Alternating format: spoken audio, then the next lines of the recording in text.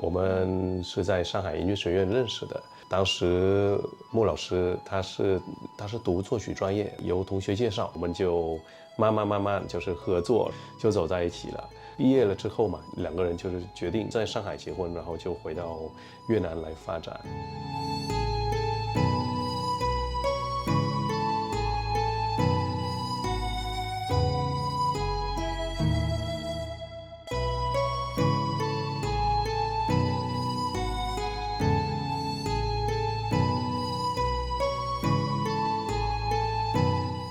我是觉得跟中国是很有缘，慢慢认识了中国啊，中国有这么多地方有这么棒的音乐。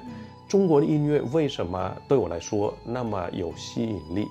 因为它一直是有更新，它在更新的过程当中，它还是保持着那个味道。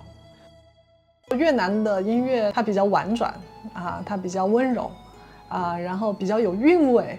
我们能去把越南那些地区的那些东西、那些音乐，给它弄成新的，然后让观众能接受的，我觉得挺多能让我们学习的。感觉这学很多都学不够。